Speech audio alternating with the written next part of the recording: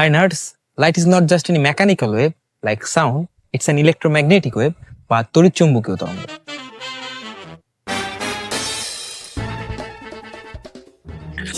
Electromagnetic wave electromagnetic ওয়েভটা আবার কি? এর সাথে আলোর কি সম্পর্ক?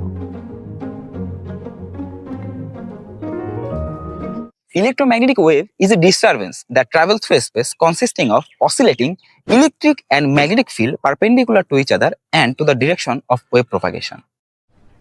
अरे कहना क्या चाहते हो? আচ্ছা রিল্যাক্স, বেশি মাথা ঘামানোর দরকার নাই, আমি বুঝিয়ে বলছি। 1820 সালে বিজ্ঞানী ওয়েস্টার আবিষ্কার করলেন যে যদি একটি তারের মধ্য দিয়ে কারেন্ট ফ্লো করা হয় এবং এর পাশে যদি একটা কম্পাস রাখা হয় তাহলে কম্পাসের কারেন্টে নড়ে উঠবে। তার মানে গতিশীল চার্জের ফলে তার চারপাশে ম্যাগনেটিক ফিল্ড তৈরি হবে।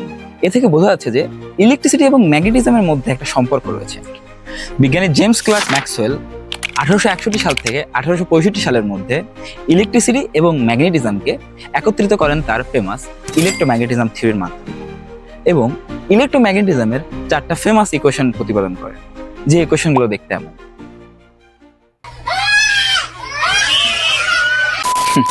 হেই ভয় পাওয়ার কিছু নাই। ইনডিড এই সূত্রগুলো দেখে আমারও ভয় লাগে, তবে এগুলো মূলত 4টি আলাদা আলাদা সূত্রের ভেক্টর রূপ, আর এগুলো ম্যাক্সওয়েলের নিজের না। এই প্রথম দুটি সূত্র বিজ্ঞানী গাউসেসের। প্রথমটি গাউসেস ল অফ ইলেকট্রিসিটি, দ্বিতীয়টি গাউসেস ল অফ ম্যাগনেটিজম, তৃতীয়টি প্যারাডক্স ল অফ ইন্ডাকশন এবং চতুর্থটি অ্যাম্পিয়ারস ল থেকে নেওয়া। চতুর্থ সূত্রটিতে তিনি একটি মেজর পরিবর্তন আনেন এই টার্মটি দ্বারা, যাকে ডিসপ্লেসমেন্ট কারেন্ট ডেন্সিটি বলা হয়। তিনি অ্যাম্পিয়ার লকে পরিপূর্ণতা দান করেন। আর এই চতুর্থ সূত্রের ব্যাখ্যাটি হবে এমন: যদি ইলেকট্রিক ফিল্ডে সময়ের সাথে পরিবর্তন হয়, তার মানে ডিস্টারবেন্স তৈরি হয়, তাহলে তার চারপাশে ম্যাগনেটিক ফিল্ডেও পরিবর্তন আসবে। আর এই আইডিয়াটাই ইলেকট্রোম্যাগনেটিক ওয়েভের মূল ধারণা ছিল।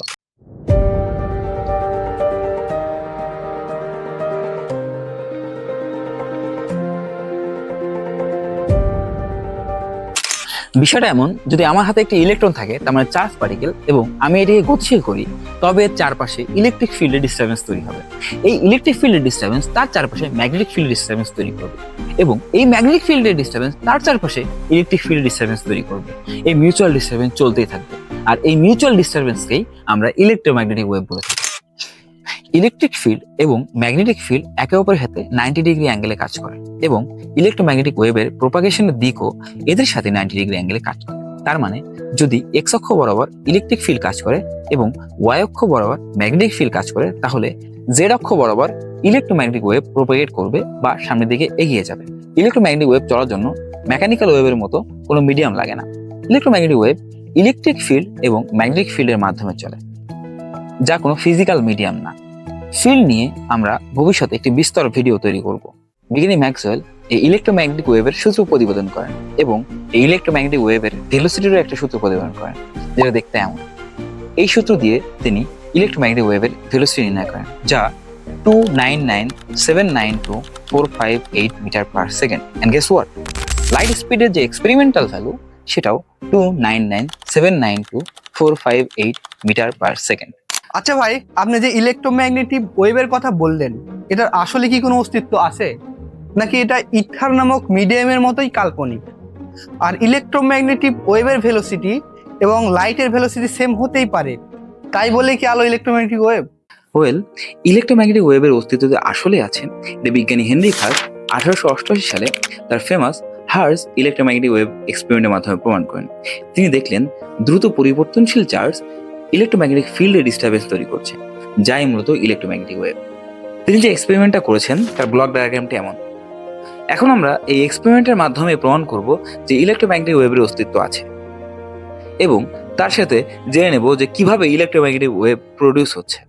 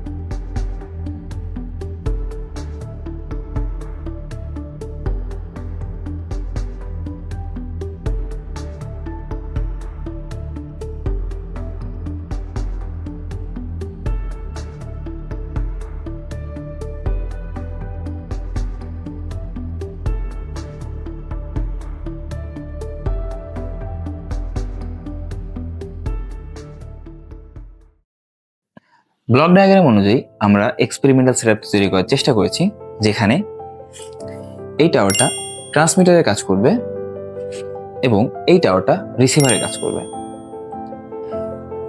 আর এটা একটা হাই ভোল্টেজ এসি জেনারেটর। যদি আমরা এই হাই ভোল্টেজ এসি জেনারেটর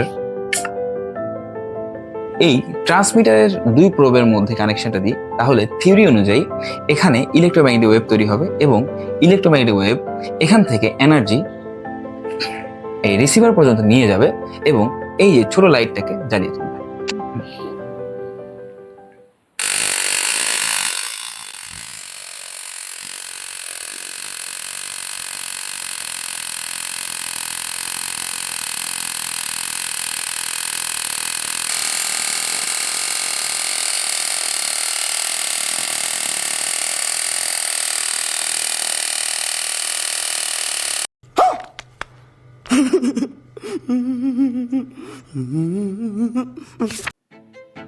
আসলে এখানে হচ্ছেটা কি? এই লাইটটা কেন জ্বলে উঠলো? আর এর সাথে ইলেকট্রোম্যাগনেটিক ওয়েভের সম্পর্ক কি?